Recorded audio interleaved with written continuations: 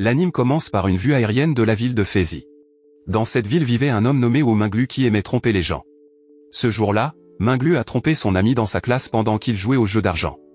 Il a sauté par la fenêtre, a volé leur argent tout en se moquant d'eux. Sans s'en rendre compte, derrière lui se trouvait un professeur masculin qui l'a attrapé et l'a emmené dans la salle des professeurs. Le professeur lui a alors demandé pourquoi il jouait au jeu d'argent en classe. Minglu a répondu calmement qu'il voulait devenir riche. Entendant la réponse de Minglu, le professeur lui a demandé d'écrire 5000 mots et l'a chassé de sa salle. À son insu, un homme mystérieux l'observait quand Minglu est sorti de la salle. Le soir venu, Minglu a terminé son travail indépendant et est rentré immédiatement chez lui. En chemin, il a vu une tour d'horloge en argent à Fézy, qui était la résidence des riches.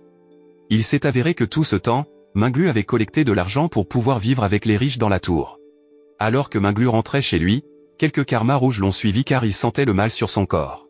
Soudain, le karma apparaît devant Minglu. Il est surpris de le voir.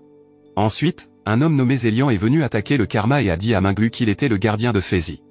Il considère Minglu comme un criminel à cause de son comportement malveillant qui attire le karma. Quand les crimes sont nombreux, le karma se transformera en un monstre géant. Zélian a ensuite remis à Minglu un compteur de crimes. Une ligne verte indique que la personne n'est pas malveillante. La ligne jaune signifie que la personne est mauvaise et que le karma la suivra, tandis que la ligne rouge signifie que la personne est dangereuse et qu'il faut la tuer. Le rôle de Zélian est de protéger ceux qui ont des lignes jaunes du karma et de les ramener dans le droit chemin. Pendant qu'il parlait, le karma et Minglu ont fui, laissant Zélian derrière, alors il a essayé de poursuivre Minglu. Soudain, quelques chiens errants ont attaqué Zélian, permettant à Minglu de s'échapper à nouveau. Une fois arrivé chez lui, Minglu a mis l'argent qu'il avait obtenu dans sa tirelire. Soudain, le karma gigantesque est apparu par la fenêtre de sa chambre et a voulu l'attaquer.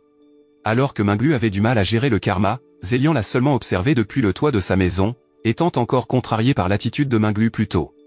Après que Minglu se soit retrouvé acculé à cause des nombreux petits karmas qui l'ont attaqué, il s'est excusé auprès de Zélian et lui a demandé de l'aide, promettant d'obéir à toutes les paroles de Zélian. Entendant ces paroles, Zélian est descendu pour aider Minglu et a réussi à éradiquer les petits karmas, se préparant à affronter le karma géant. Zélian a expliqué que le karma géant est très puissant car il a absorbé trop d'énergie négative du corps de quelqu'un. Minglu demande à Zélian de ne pas se battre là-bas car beaucoup de gens seront blessés. Ainsi, les deux provoquent le karma pour le faire les suivre jusqu'à un bâtiment abandonné. Minglu a élaboré un plan pour détruire le bâtiment afin que le karma soit enseveli sous les décombres.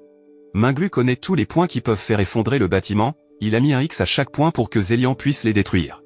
Après que Zélian a fini de détruire les marques X, il a perdu la trace de Minglu et n'a trouvé que le compteur de méchanceté. Il s'est avéré que Minglu a piégé Zélian à l'intérieur du bâtiment afin que Zélian et le karma soient ensevelis dans les décombres du bâtiment, tandis qu'il était déjà à l'extérieur du bâtiment.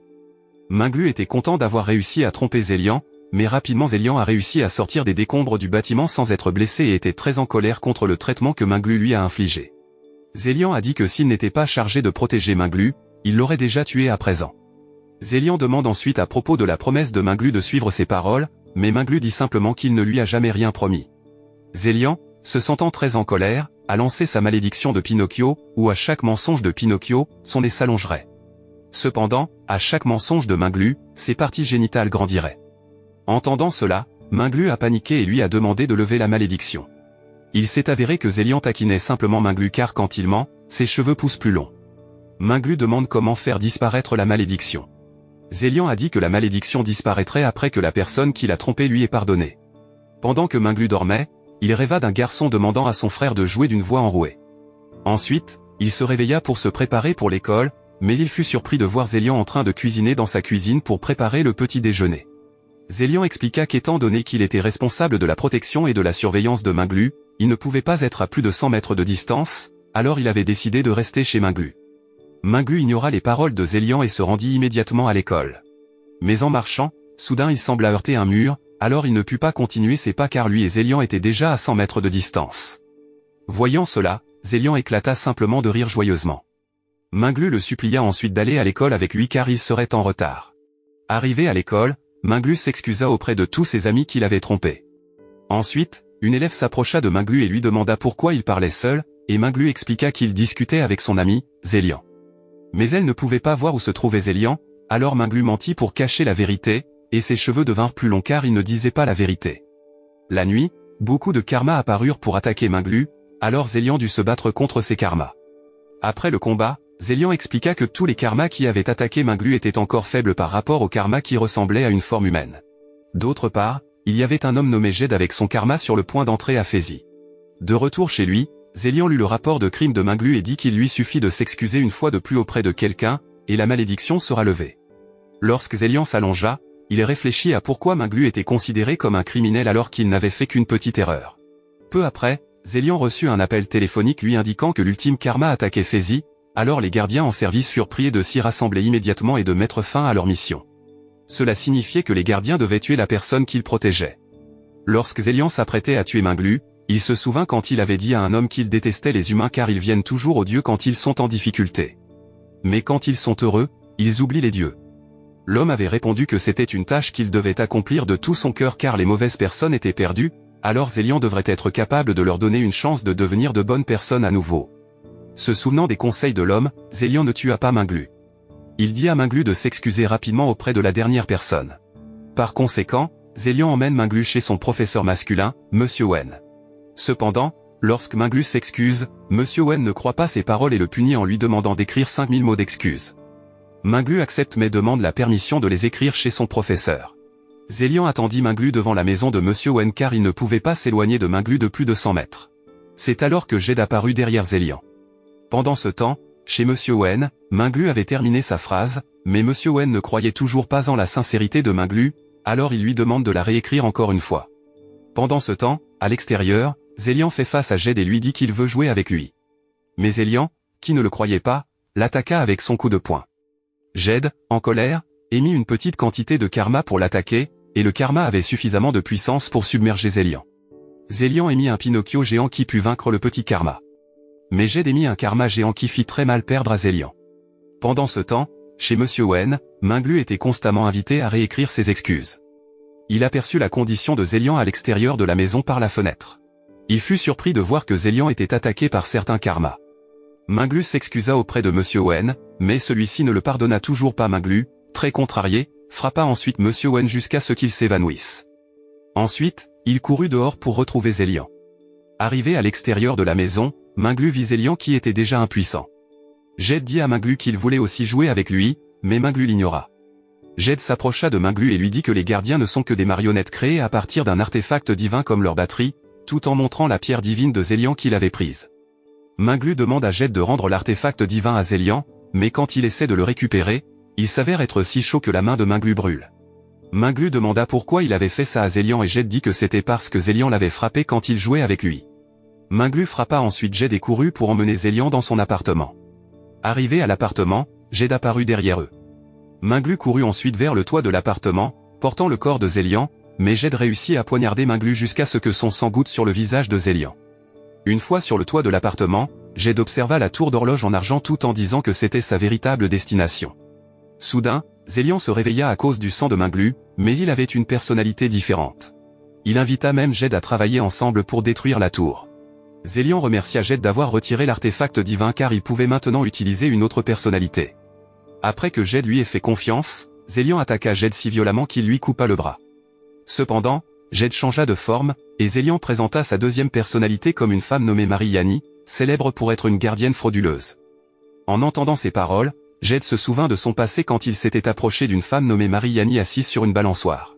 Il semblait avoir eu un mauvais passé avec elle. Quand d'autres gardiens sont venus sur les lieux, Zélian emmena Minglu tandis que Jed fut attrapé par le gardien avec un seau. Cependant, Jed, qui est l'ultime karma, n'est pas un adversaire digne des gardiens car il peut créer du karma pour les attaquer même si son corps est confiné. Le karma attaqua les gardiens tandis que Jed évoluait. Peu après, vint l'ultime karma d'une femme nommée Xiao Sirène, qui arrêta le processus d'évolution de Jed car il était trop dangereux. Sirène emmena Jed car leur professeur le cherchait.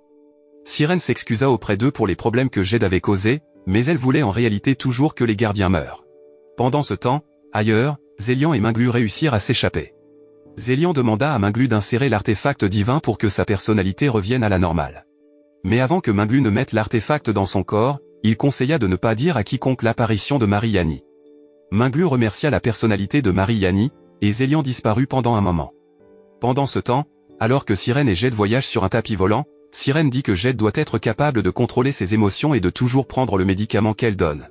Il est révélé que Jed veut se rendre à la tour d'horloge en argent pour en savoir plus sur son passé. Lorsque le corps de Zélian fut retrouvé, Minglu l'emmena dans un hôpital à Fézy. Mais Minglu trouva étrange que tous les départements concernés de la ville ne se soucient pas du chaos qui s'était produit. Il s'est avéré que les gardiens avaient dit à tous les départements de la ville de garder secrètes les informations sur ce qui se passait là-bas. 3 jours passèrent, et Zélian était toujours à l'hôpital. Cependant, Minglu, qui se trouvait à l'extérieur de l'hôpital, se plaignait que les frais de traitement de Zélian étaient très élevés car il avait payé tous ses coûts en utilisant l'argent de ses économies. Cela lui donna envie de récupérer tout son argent de Zélian lorsqu'il se rétablirait. Soudain, une voiture de luxe noire s'arrêta derrière lui. Puis un homme sortit de la voiture pour enlever Minglu. Dans la voiture, un vieil homme était assis en face de lui. Minglu se sentit étrange car lui et Zélian étaient déjà à plus de 100 mètres de distance, mais rien ne se passa. Jusqu'à ce qu'ils arrivent devant un manoir luxueux et que le vieil homme dise qu'il n'était qu'un gardien du manoir, tandis que la personne qui voulait rencontrer Minglu était le propriétaire du manoir. Lorsque Minglu ouvrit la porte du manoir, il fut accueilli par plusieurs belles jeunes filles qui l'appelèrent jeune maître. En même temps, Zélian semblait avoir réalisé et cherché où se trouvait Minglu en s'enfuyant de l'hôpital. Au manoir, Minglu rencontre un homme nommé Oz, le propriétaire du manoir et le vice-président de la plus grande entreprise de la ville de Fézy, nommé Aoshi Yense. Leur famille était même l'un des fondateurs de la tour d'horloge en argent. Actuellement, leur famille a un problème car le frère aîné d'Oz est décédé il y a environ 3 ans. Il a laissé toute sa richesse à son fils, mais son fils a disparu. Donc, selon les règlements de la ville, toute la richesse de sa famille sera héritée par le gouvernement de la ville de Fézy. Oz demande à Minglu de l'aider en se faisant passer pour son neveu, mais Minglu dit que l'action d'Oz est une escroquerie. Il s'avère qu'Oz sait que Minglu est également connu comme un fraudeur et qu'il collecte de l'argent pour pouvoir vivre dans la tour d'horloge en argent, donc Oz le récompensera et le fera séjourner dans la tour. Minglu demande alors pourquoi il l'a choisi pour exécuter son plan. Oz explique que Minglu a une ressemblance avec son neveu. Inopinément, Minglu refuse l'offre d'Oz et choisit de quitter son manoir. Voyant cela, Oz se mit en colère et ordonna à toutes les belles femmes de tuer Minglu en lui tirant dessus avec un bazooka. Heureusement, Zélian arriva. Inopinément, la présence de Zélian n'était pas pour aider Minglu, mais il voulait demander son outil de mesure de crime. Car si l'outil disparaît, alors Zélian sera puni par le système de surveillance. L'outil était tombé de la poche de Zélian pendant qu'ils étaient poursuivis par Jed. Comme l'appareil avait disparu, le système de distance de 100 mètres entre eux n'était plus valable.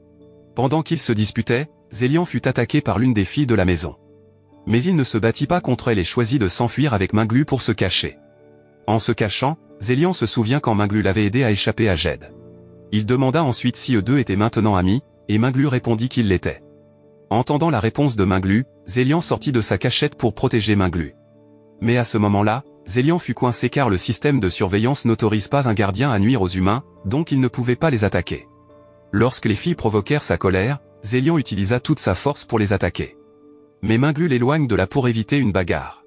Les filles continuèrent de les poursuivre, alors Zélian tira avec son arme sur le toit du mur pour que les débris les bloquent. Mais cela finit par piéger Zélian et Minglu derrière les décombres. Peu après, Zélian passa un appel vidéo avec Oz en utilisant l'un des téléphones portables des femmes.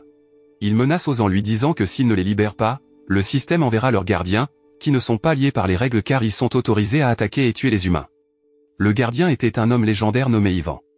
Oz répondit qu'il n'avait pas peur de la menace de Zélian et défia le gardien de venir. Ailleurs, Ivan reçoit une mission du système de punir Zélian car il a enlevé le mesureur de crime. Peu après, Ivan arriva devant le manoir d'Oz et fut entouré par les gardes avec les armes du manoir. Mais avec une seule attaque, Ivan parvint à les battre jusqu'à ce qu'ils soient projetés. Lorsque Zélian apprit qu'Ivan était arrivé, il paniqua car il savait que le but d'Ivan en venant était de le punir, tandis que ses paroles à Oz étaient seulement pour le menacer.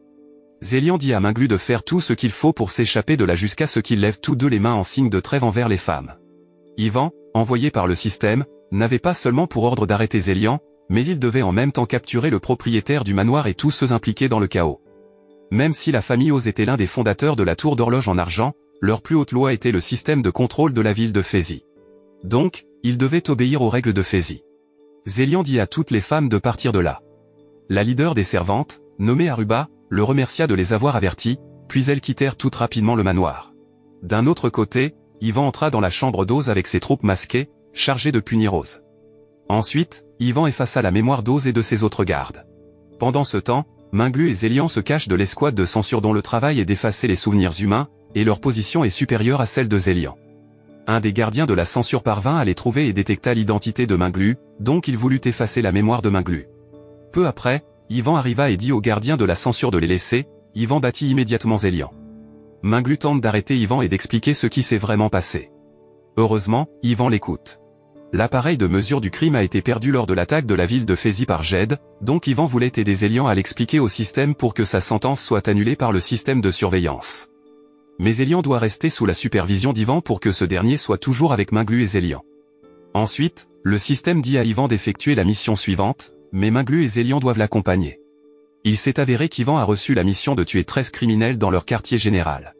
Lorsqu'il est arrivé là-bas, Ivan les a immédiatement attaqués tous sans combat. Pendant que Minglu et Zélian attendent Ivan devant le quartier général. Zélian explique à Minglu qu'Ivan est programmé pour être capable de tuer et de blesser des humains. Après que la mission d'Ivan soit terminée, il conseille à tous les criminels pour les faire réaliser qu'ils le considèrent même comme leur chef. Ivan demande à Zélian d'aller quelque part car le système lui a donné une nouvelle mission tout en lui montrant une photo d'un garçon nommé Oukek. Mais Ivan l'avertit d'être prudent dans l'exécution de sa mission cette fois car le système a envoyé 2 autres gardiens impitoyables pour accomplir la mission. Zélian se souvient d'une paire de gardiens jumeaux surnommés la vie et la mort. Tandis qu'au milieu de la ville, Oukek courait en criant que ses parents étaient rentrés. Mais les résidents qui le virent étaient désolés car il faisait cela depuis 3 ans après la disparition de ses parents. Le soir, Ivan, Zélian et Minglu arrivèrent devant Oukek. Zélian dit que pendant les 3 dernières années, le système avait détecté que Oukek mentait car il criait toujours en ville en disant que ses parents étaient rentrés, donc le système avait ordonné à Zélian d'être le gardien d'Oukek. Zélian a essayé de lire les souvenirs passés d'Oukek. À ce moment-là, ses parents qui travaillaient comme médecins reçurent soudain un appel de l'hôpital où ils travaillaient car un patient avait besoin d'une opération immédiate. Avant de partir travailler, ils avaient promis à Oukek de rentrer bientôt, mais il n'était pas rentré. La scène se déplace au présent. On voit le directeur d'un hôpital tenant une photo de la famille d'Oukek, et les gardiens jumeaux sont dans la pièce. Le jour suivant, Oukek avec Minglu, Ivan et Zélian se rendent à l'hôpital où ses parents travaillaient pour obtenir des informations sur leur disparition. À leur arrivée, Ivan dit à la réceptionniste qu'ils veulent rencontrer le directeur de l'hôpital. Mais elle dit que le directeur est occupé, alors ils décident de se séparer et de chercher des informations indépendamment. Alors que Minglu et Oukek marchent dans le couloir, un employé masculin de l'hôpital reconnaît le visage d'Oukek et dit que ses parents ont laissé quelque chose pour lui à donner à Oukek. Ensuite, ils ont tous les deux suivi l'homme. Pendant ce temps, Ivan et Zélian rencontrent l'un des gardiens jumeaux nommé Yuri, qui est chargé de superviser le directeur de l'hôpital. Néanmoins, Zélian et Ivan se sentent suspicieux, alors ils suivent Yuri jusqu'au sous-sol et le jumeau de Yuri, nommé Kirara, apparaît soudainement et attaque Ivan. Yuri voulait que Zélian renonce à être le gardien d'Oukek, mais il a refusé car c'était une tâche donnée par le système. Elle s'est alors mise en colère et l'a attaqué. Zélian était confus quant à pourquoi tous les deux aideraient un criminel. Les gardiens jumeaux sont chargés de superviser les criminels en fuite. Leur tâche est lourde car les fugitifs ne veulent pas se rendre. Ils aident délibérément les criminels pour que la jauge de crime devienne rouge afin de pouvoir les tuer ou les laisser délibérément se faire dévorer par le karma maléfique. Le directeur de l'hôpital était un tueur en série, et Yuri a dit qu'elle voulait juste voir comment il mourait. C'était la raison pour laquelle Yuri le protégeait. Pendant ce temps, l'homme a emmené Minglu et Oukek dans un bâtiment vide. À leur arrivée, l'homme sortit une arme pour attaquer Oukek, mais Minglu réussit à le bloquer et à faire perdre connaissance à l'homme. Étonnamment, une petite quantité de karma sortit du corps de l'homme, et plusieurs personnes arrêtèrent Minglu et Oukek jusqu'à ce qu'ils soient amenés devant le directeur de l'hôpital. Minglu voit un karma parasitaire dans le corps du directeur, attiré par Minglu et voulant en faire son serviteur. Oukek vit que ses parents étaient là, mais tous deux perdirent conscience, alors quand il les serra dans ses bras, sa mère le blessa au lieu de le réconforter. Le parasite dit qu'en réalité, le directeur de l'hôpital était mort il y a 1 an, mais en ce moment, son corps est contrôlé par le parasite. Il veut que Minglu devienne son serviteur car le parasite veut régner sur Fézi en utilisant les personnes qu'il contrôle. Le parasite attire Minglu pour coopérer avec lui. En retour, le parasite lui donnera tout ce qu'il veut. De plus, Minglu a une odeur différente des autres humains, ce qui attire le parasite. Minglu attaque immédiatement le parasite, le mettant en colère, et ordonne aux parents d'Oukek de l'attraper. Pendant ce temps, Yuri explique que Kirara peut contrôler le poison, tandis qu'elle peut guérir toute blessure.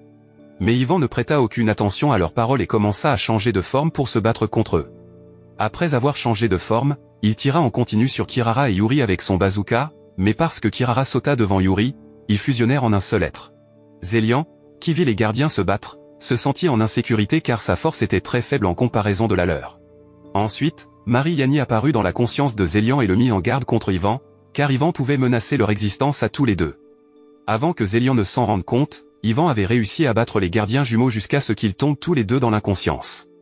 Peu après, Ivan et Zélian emmenèrent les gardiens jumeaux en haut de la tour pour évaluer la situation. Ils virent beaucoup de karma parasitaires entourant l'hôpital, alors Ivan réveilla Yuri et Kirara pour qu'ils l'aident. Car jusqu'à présent, les gardiens jumeaux ne savaient pas que le directeur était contrôlé par le karma parasitaire. Même Yuri se sentit furieuse d'avoir été trompée tout ce temps. Ivan dit qu'il ne pouvait pas tuer les parasites un par un, donc il devait les attirer quelque part pour se battre là-bas. Zélian sortit sa poupée Pinocchio pour attirer les parasites à un endroit. Pendant ce temps, les gardiens jumeaux suivirent les parasites quand Zélian appela Minglu, mais son téléphone portable ne pouvait pas être atteint. Pendant ce temps, dans la chambre du directeur, Minglu se bat contre quelques karmas jusqu'à ce qu'il réussisse à se retrouver face à face avec le parasite qui contrôle le directeur. Même le parasite bloque le téléphone portable de Minglu, donc il ne peut pas communiquer avec ses amis pour demander de l'aide. Minglu dit que ce n'est pas un problème car il peut les affronter seul. Ensuite, il lança son couteau sur le parasite jusqu'à ce que le parasite soit en colère et se transforme en un grand monstre. Pendant ce temps, les deux gardiens jumeaux se battaient contre les parasites à l'extérieur du bâtiment de l'hôpital. Cependant, Ivan, qui regardait leur combat depuis le sommet du bâtiment, réalisa que plus ils tuaient de parasites, plus les parasites restants devenaient puissants. Pendant ce temps, à l'hôpital, Minglu continue d'être poursuivi par le roi parasitaire jusqu'à ce qu'il soit attrapé et qu'il soit sur le point d'être transformé en un nouveau corps contrôlé par le parasite. Mais le corps de Minglu émit une lumière blanche qui fit disparaître instantanément le corps du parasite, de sorte que les autres parasites disparurent également. Zélian pensa que le roi parasitaire avait fui, mais selon Ivan, le roi parasitaire avait été vaincu par quelqu'un. Ensuite, Ivan entra dans l'hôpital pour enquêter sur la situation et laissa Zélian avec Yuri et Kirara. Yuri et Kirara se préparèrent à attaquer Zélian pour se venger quand Ivan fut parti. Cependant, Zélian les avertit tous les deux qu'Ivan les punirait, mais ils s'en fichaient et se préparèrent à attaquer Zélian. Soudain, ils furent tous les deux attaqués par des lances par un monstre rouge. D'autre part, Minglu venait de se réveiller après avoir été épuisé car il avait dépensé toute sa force, et il espérait que personne ne le verrait. Puis il vit que le roi parasitaire ne périt pas mais se transforma en chenille. Minglu l'attrapa immédiatement et le mit dans un bocal. Le roi parasitaire prévient Minglu que lorsqu'il perd de la puissance, certains des parasites qu'il contrôlait auparavant peuvent former de nouvelles formes et avoir leur propre conscience. Même ce parasite pourrait devenir un nouveau roi parasitaire. Pendant ce temps, à l'extérieur de l'hôpital, le fort monstre rouge essaya d'attaquer les gardiens jumeaux, mais Zélian le bloqua. Il s'avère que la force du monstre était si puissante que les attaques de Zélian n'avaient aucun effet contre lui. Soudain, Yuri, qui avait régénéré son corps, attaqua le monstre par derrière et parvint à le renverser. Elle remercia Zélian d'avoir gagné du temps au monstre pour qu'elle puisse régénérer son corps, puis guérit les blessures de Kirara et de Zélian. Lorsque le monstre se releva, Yuri demanda à Zélian et Kirara d'attaquer le monstre à plusieurs reprises et de ne pas avoir à penser à ce qui se passerait s'il se blessait. Car elle guérira toutes sortes de blessures qu'ils recevront. Ensuite, eux trois et la poupée Pinocchio de Zélian se sont associés pour attaquer le monstre. Lorsqu'ils sont blessés, Yuri est prête à les guérir, donc le combat continue. Zélian se sent à nouveau en insécurité car sa force est très faible en comparaison de Yuri. Après cela, la silhouette de Mariani est réapparue pour l'inciter et lui a dit qu'il n'était qu'un outil pour eux. Mais après avoir gagné plus tard, les gardiens jumeaux obtiendront les éloges. Entendant ces paroles, Zélian a immédiatement montré sa force. D'autre part, Minglu était en haut du bâtiment en train de regarder les gardiens se battre. Il a essayé de les aider avec sa puissance d'en haut. Parce qu'il voyait que les gardiens étaient déjà dépassés. Pendant ce temps, Yuri injecta un poison qu'elle prit du corps de Kirara dans le monstre, et Zélian souffla sa poupée Pinocchio jusqu'à ce que le monstre brûle. Mais le monstre peut régénérer son corps indéfiniment, il peut donc continuer à se relever. Après cela, Ivan vint tirer sur le monstre jusqu'à ce qu'il sente comme s'il y avait une autre force l'aidant pour qu'il puisse éliminer le monstre. Après l'incident, Ivan dit à une femme qu'il est suspicieux des pouvoirs de Minglu et qu'il va enquêter. Mais elle lui rappelle de ne pas oublier son devoir d'enquêter sur Zélian. Si on prouve que Zélian est lié à Mariani, il doit le tuer. Après être arrivé à l'appartement, Minglu demande à Ivan pourquoi il est toujours considéré comme un criminel par le système. Ivan répondit qu'un idiot viendrait qui aiderait Minglu. Pendant ce temps, le roi parasitaire qui a réussi à s'échapper a rapporté tout à Sirène, mais elle était en colère que les actions des parasites contre les gardiens puissent lui causer des ennuis. Sirène le punit en tant que nourriture pour d'autres karmas jusqu'à ce qu'une nouvelle figure karmique naisse. D'autre part, Minglu qui était avec Zélian a été visité par un lama et un gardien masculin nommé Kanon. Après que Zélian ait vu Kanon, il l'a immédiatement pris dans ses bras et lui a demandé de l'aide pour se venger car il avait été battu par plusieurs personnes. Kanon a dit qu'il avait aidé un garçon battu par des voyous une fois. Il a donné du courage au garçon jusqu'à ce qu'il défie les voyous et soit battu par eux.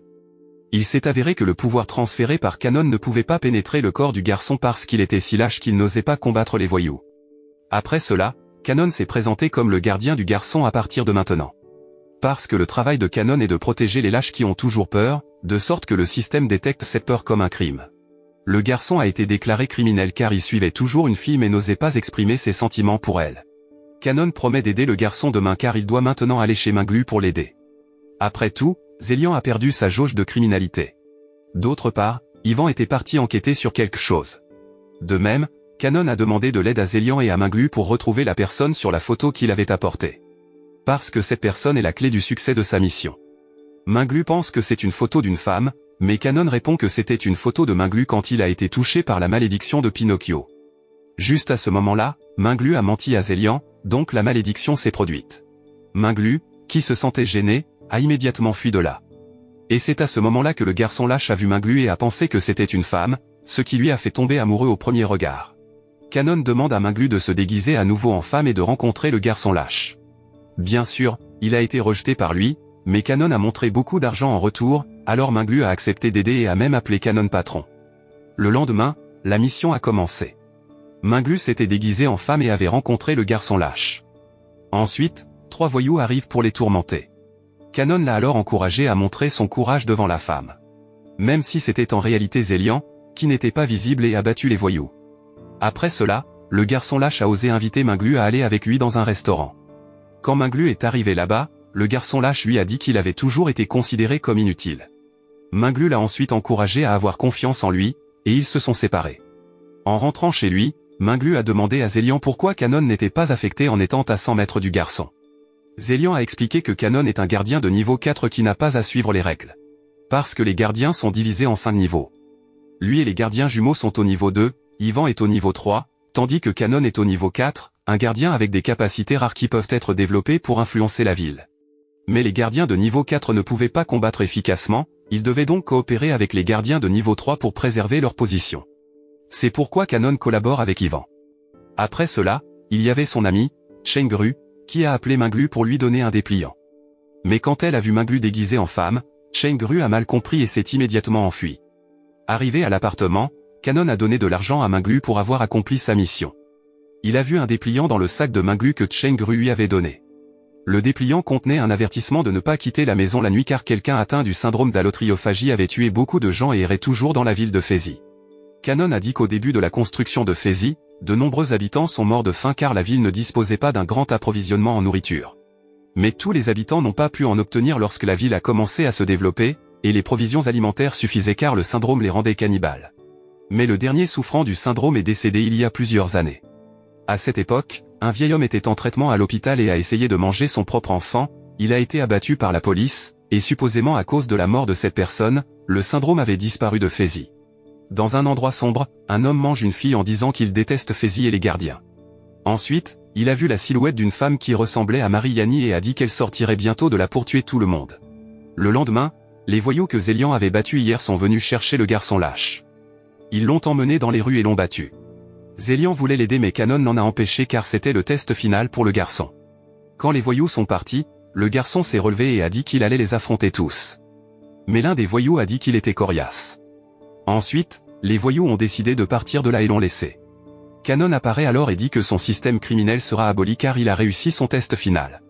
Peu après, un homme motorisé est venu qui a attaché le garçon lâche avec des chaînes en fer et l'a traîné. Canon utilise son pouvoir pour appeler le cheval et poursuit l'homme. Ensuite, il a dépassé l'homme motorisé, a bloqué la route devant lui et l'a attaqué. Pendant ce temps, le garçon lâche a dû être hospitalisé pour des blessures graves.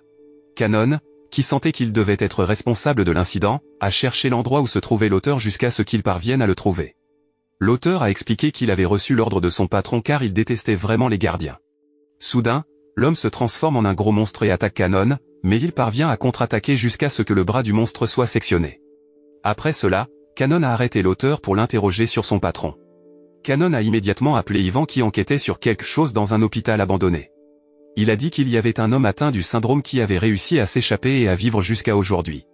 De plus, il a le pouvoir de l'immortalité, ce qui lui permet de transformer la forme d'une personne en monstre. Les gardiens font référence aux personnes atteintes du syndrome en les appelant les dames. Canon dit à Ivan que cette dame semble connaître Mariani, alors il lui ordonne d'empêcher Zélian de rencontrer la dame. Il s'avère qu'Ivan enquête sur Minglu dans l'hôpital abandonné. D'autre part, Chengru, qui collait des affiches sur les murs de la ville, a été soudainement surprise par la présence de Minglu. Minglu a dit qu'il allait l'aider, mais soudain ils ont vu une ombre qui s'est avérée être un monstre en train de dévorer sa proie. Ensuite, le monstre a vu Minglu et Chengru, alors le monstre les a attaqués et a créé un trou dans le sol pour qu'ils tombent tous les deux. Pendant ce temps, Zelian, qui venait d'arriver à l'appartement, a reçu un appel d'un homme lui disant que Minglu et Chengru étaient en danger, alors il devait les aider. Mais Zelian n'y croyait pas, ce qui a rendu l'homme en colère et a utilisé son pouvoir pour lui infliger de la douleur à distance jusqu'à ce que Zelian puisse ressentir la douleur. Après cela, Zelian est parti à la recherche de Minglu. D'autre part, Minglu et Chengru courent toujours devant les monstres dans les égouts de la ville. Minglu essaie de rassurer Chengru en lui disant que son père, qui se trouve être un policier, les trouvera certainement et les aidera. Mais elle dit que son père ne se soucie pas d'elle, même quand sa mère était très malade et est décédée à l'hôpital. Son père n'est pas venu parce qu'il ne se préoccupait que de son travail. Alors qu'ils étaient en train de parler, Minglu a été pris au dépourvu, alors il a été attaqué par un monstre et a senti que c'était la fin de sa vie. Après cela, Chengru a attaqué le monstre avec la hache de Minglu, donc le monstre a disparu. Ensuite, d'autres monstres sont arrivés et les ont entourés.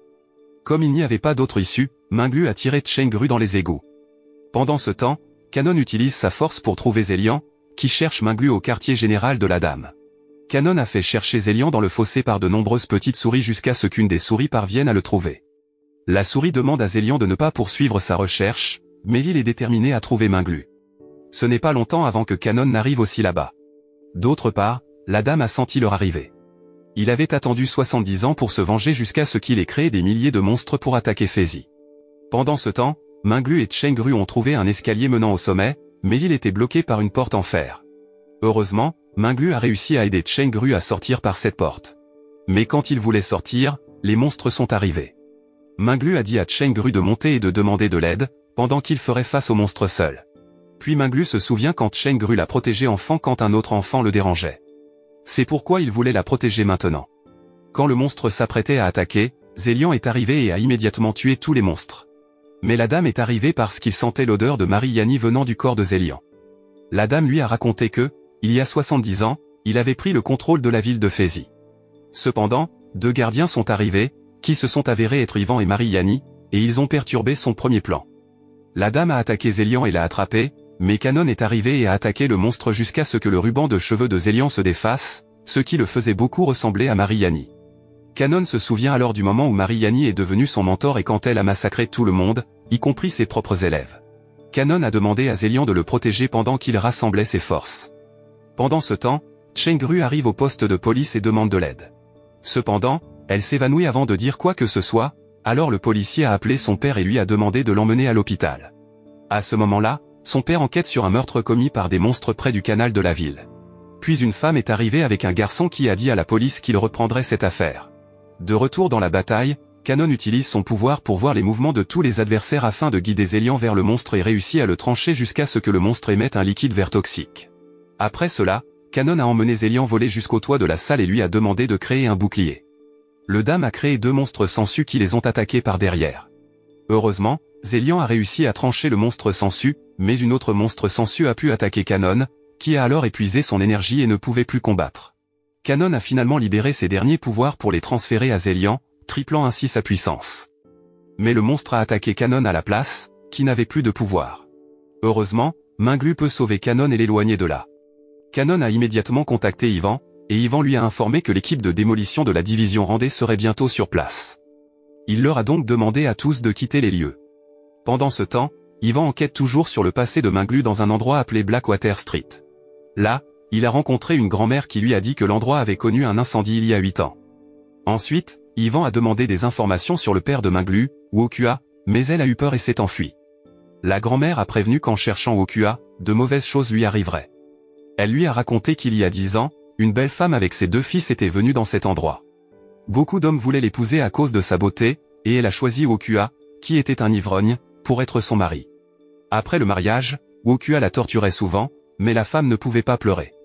Jusqu'à ce que les gens la considèrent comme une femme sans âme. De plus, les 2 enfants ont été témoins de leur mère se faire battre très calmement et ne pleuraient pas non plus. Bientôt, la femme a fui et a laissé ses 2 enfants avec Wokua. On dit que le premier enfant est devenu une bonne personne et a été apprécié par les habitants locaux, tandis que le deuxième enfant a grandi de manière cruelle et a souvent causé des problèmes. Jusqu'à un jour, le deuxième enfant a blessé plusieurs habitants en utilisant son pouvoir, appelé art noir par les gens. Il a ensuite été battu par Okua, et il a vendu le garçon. Après que l'enfant ait été emmené, un grand incendie s'est déclaré, tuant de nombreuses personnes. Pendant ce temps, Okua et le premier enfant ont disparu. Après que la grand-mère ait raconté l'histoire, Ivan lui a donné une carte dorée contenant de l'argent. Mais une femme a tiré dans le dos de la grand-mère et a dit qu'Ivan était trop bon en tant que gardien. De retour dans le canal souterrain, Zélian a compris que la véritable faiblesse du dame était dans son vrai corps. Après cela, Kanon l'a immédiatement emmené loin car le système avait envoyé un gardien destructeur là-bas. Les gardiens étaient très cruels et n'hésitaient pas à tuer n'importe qui, y compris les autres gardiens.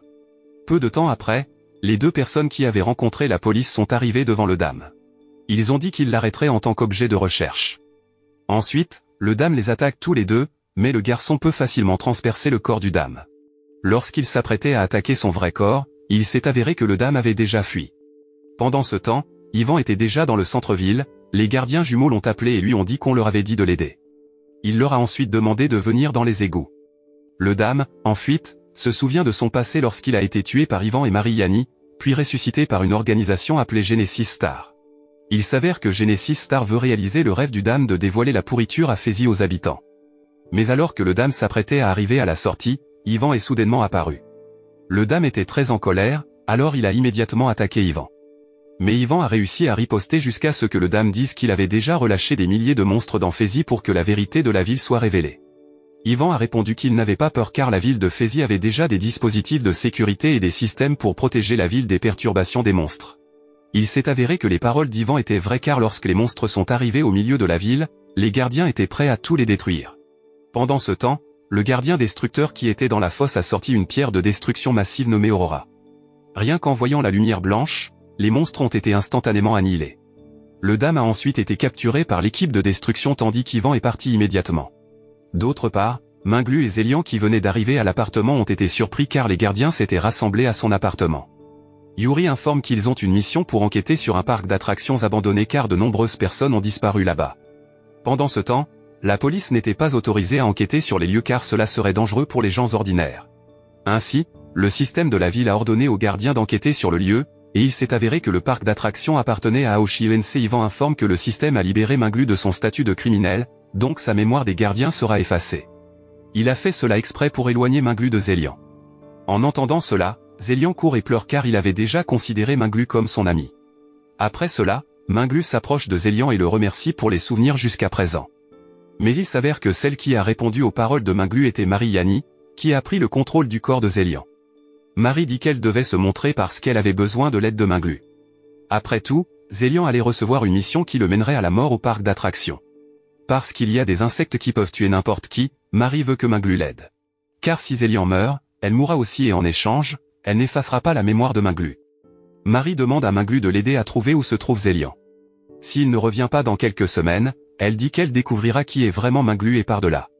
Le lendemain, les surveillants se préparent pour leur mission tandis que Minglu retourne à sa vie normale.